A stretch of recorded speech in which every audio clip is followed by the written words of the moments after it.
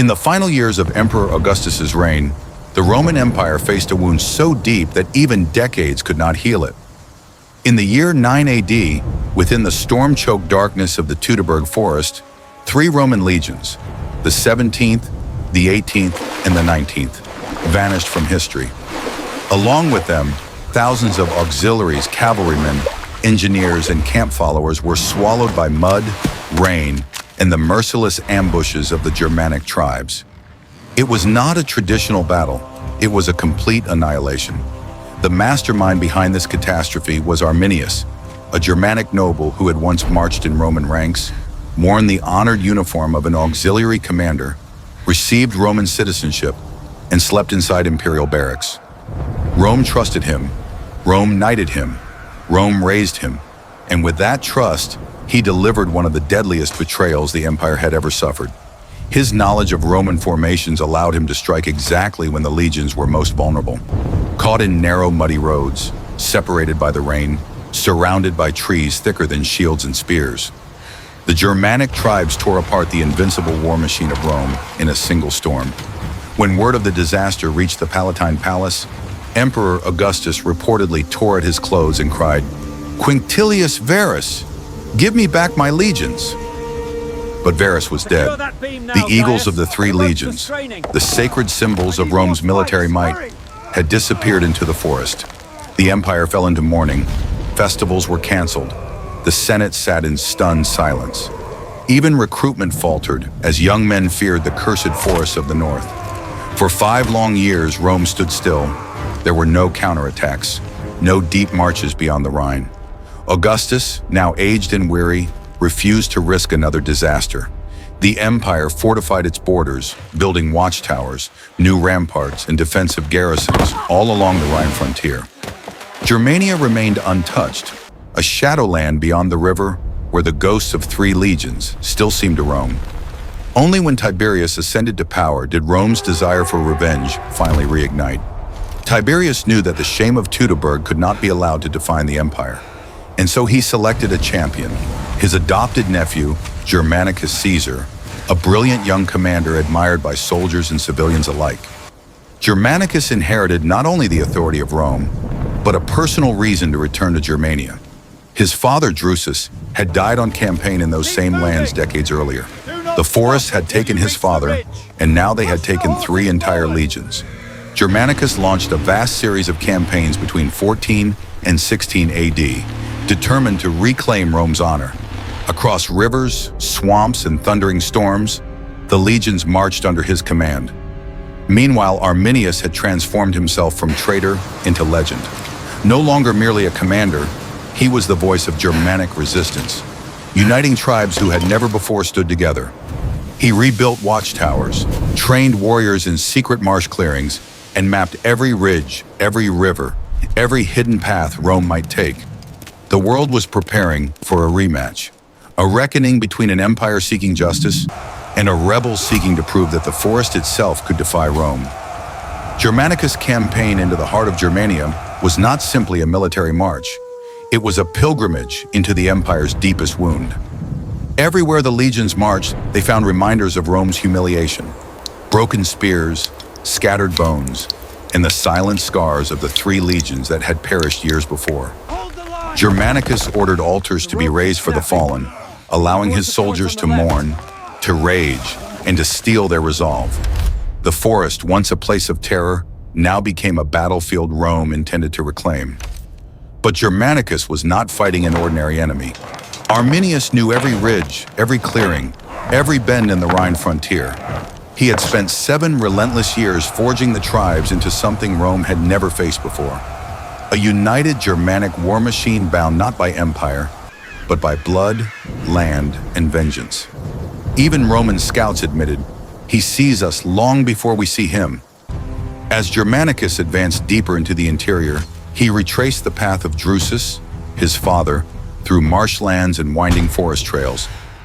Each step brought Rome closer to the site of the Teutoburg massacre.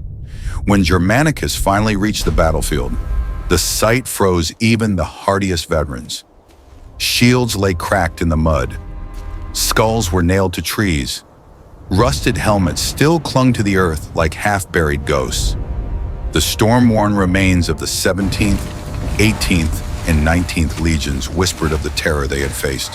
The legions buried the dead with honors, raising altars and offering sacrifices. But vengeance would not wait. Arminius had anticipated their movements and prepared a web of traps that stretched across the region. He used messengers and signal fires to coordinate distant tribes.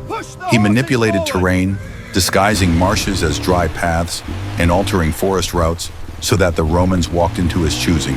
With each misstep, he tightened the noose. As winter approached, Germanicus planned a massive withdrawal to regroup. He entrusted the retreat to Aulus Caecina Severus, a hardened veteran of multiple fronts. Caecina was no Germanicus, no genius of war, but he was steady and disciplined, the kind of commander who could hold an army together when the world around them fell apart. Caecina's mission was deceptively simple: lead the army safely across the Pontes Longi, the long bridges, an ancient military road that cut through the marshes. But nothing in Germania was simple. The long bridges were old, rotting, and weakened by years of storms. And Arminius had spent months planning to turn this very place into a second Teutoburg. As Caesar's legions began their retreat, Caecina felt the weight of Rome's anxieties on his shoulders. Behind him lay hostile territory. Ahead lay treacherous marshes, and around him forests so dense that the sun barely reached the ground. Every rustle, every shadow, every gust of wind felt like an omen. Yet Caecina did not waver. His strength was not brilliance, but endurance. As one old centurion said, when others panicked, he breathed. When others ran, he turned. He arranged the army into a tight formation. Scouts and engineers leading the march, heavy infantry and legionary veterans forming the center, auxiliary cavalry protecting the flanks, baggage trains, wounded soldiers, and supplies forming the rear. It was a moving fortress, a giant Roman machine pushing slowly through a land that resisted every step. For the Germanic tribes, the marshes were home. For the Romans, every puddle was a trap. As they approached Pontes Longi, the marsh deepened. Rain began to fall. Trees leaned like twisted shadows over the path. Arminius watched from the forest ridge, waiting for the road to swallow its prey. The hunt was about to begin. The march into Pontes Longi began like a descent into another world. The land itself seemed cursed. Endless stretches of black water, rotting wooden planks, fog thick enough to swallow entire cohorts. Every footstep sank deep into cold mud. Every mile marked another drain on Roman morale. Caecina Severus maintained strict discipline. Scouts in front, engineers behind, and the main legions moving in a long, narrow column. But this was the perfect environment for Arminius. Germania did not fight with formations, it fought with shadows. The first attacks came as whispers. Arrows sliced out of the reeds, killing men before anyone heard the bowstring. Sling stones cracked skulls from unseen angles. Then came sudden charges from small war bands. 40 or 50 warriors rushing from the trees, screaming like demons, killing whoever lagged behind and melting back into the swamp. These were not battles, they were executions. The marsh swallowed Roman wagons whole, oxen drowned. Soldiers tried to pull supplies forward with ropes, but the ground gave way beneath them. Some men disappeared screaming into the bog, their armor dragging them down like anchors. As the Romans moved deeper, the sky darkened with constant rain. Shields became heavy with water. Javelins slipped in soldiers' hands. The perfect Roman order, rigid, disciplined, flawless, began to crumble under the weight of the land itself. Arminius pushed harder. He ordered watchtowers to signal with smoke, sending ambush instructions across miles within minutes. From every side, Germanic warriors appeared like ghosts, dirty, painted, enraged. Their axes could cut a Roman shield in half with one blow. Whenever Caecina set up a temporary camp, Arminius refused direct assault. Instead, he attacked their minds. At night, the woods echoed with howls, drums, and the cries of tortured Roman prisoners. Flaming trees burned in the distance, creating the illusion of an approaching army. Rest became impossible. The exhausted legions built palisades with shaking hands, using wet timbers sharpened into spikes. Blacksmiths melted iron scraps from broken wagon parts to forge improvised weapons. Engineers chopped down trees in knee-deep water, while Germanic scouts watched from the fog, waiting for weakness. Inside the camp, morale collapsed. Some soldiers tried to flee. Cassina executed them instantly to prevent panic. Yet discipline alone could not stop the land from punishing them. When a major bridge collapsed in the center of the swamp, the entire Roman column was forced to halt. Arminius struck without mercy. Hundreds were killed. Supply wagons burned. According to Tacitus, nearly all provisions were lost, leaving the army starving. Cassina counterattacked bravely, stabilizing the line, but the damage was irreversible. The legions were now trapped in enemy land with no food, no bridges, and no clear path forward. In this nightmare, Arminius delivered his deadliest tactic: cut the army into pieces, starve them, break their formation, then destroy whatever remained. The Battle of Pontes Longi had truly begun, not with a clash of armies, but with the systematic disintegration of Rome's greatest strength: unity. Night in the marsh was a torment Rome had never known. Fog covered everything. Mud froze around the soldiers' legs. The cries of wounded men seeped through the reeds.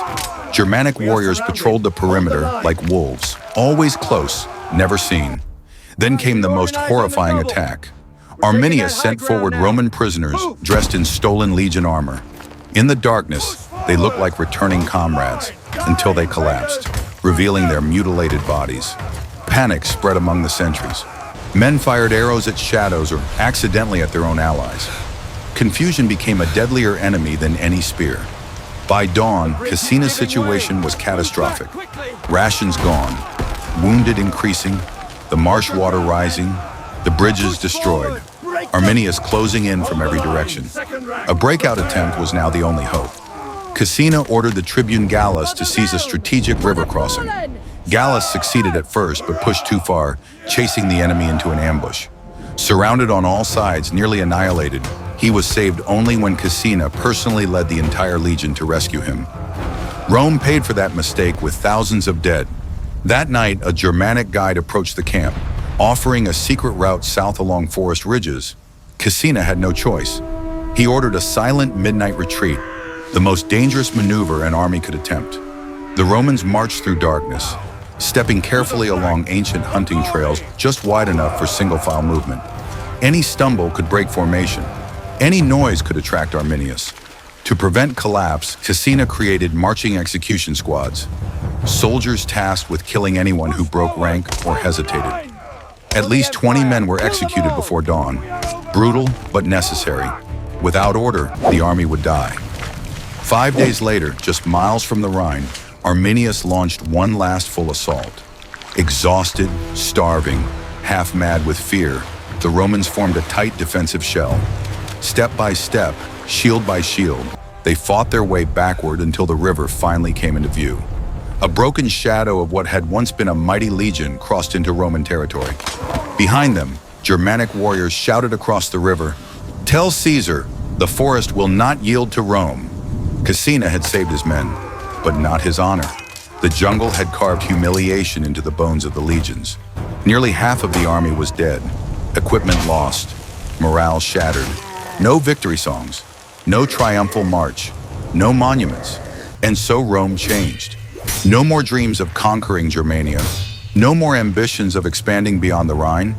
Instead, watchtowers, defensive lines, and silent acceptance. Germania had broken the illusion of Roman invincibility, not with a decisive battlefield triumph, but with mud, patience, terrain, and hatred. Pontes Longi became a symbol, not of Roman defeat, but of the limits of empire, a reminder that even the greatest armies in history cannot conquer a land that refuses to be ruled. And Arminius? He proved that one man, armed with knowledge, cunning, and the loyalty of his people, could force an empire to turn back. The forest had spoken, and Rome never crossed it again. Hold the line! Push forward! Push forward!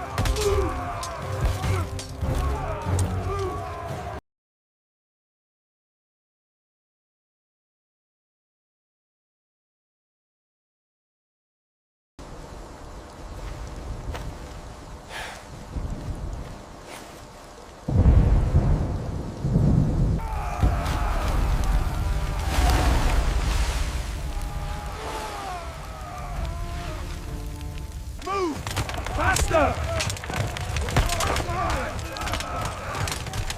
Baron! Baron!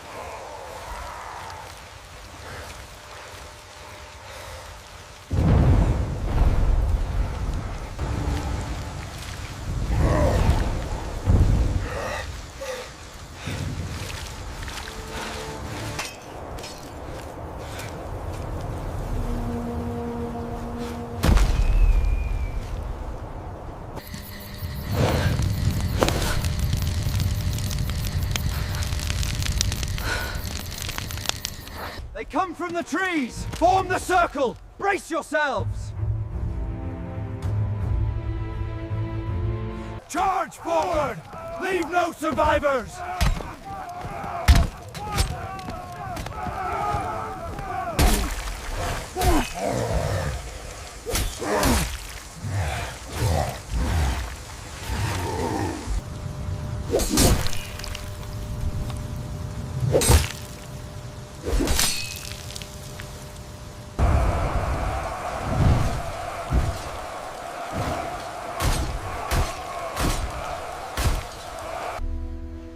Fall back. We're moving this way.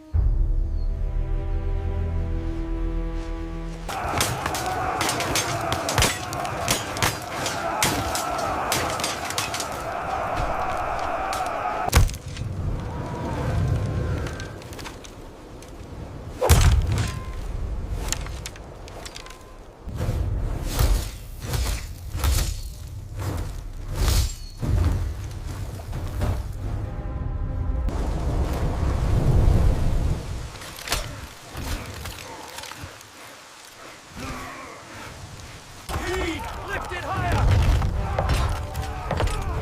Watch the left flank! Get that spike in now! Hold the line! Push them back! Kill them all!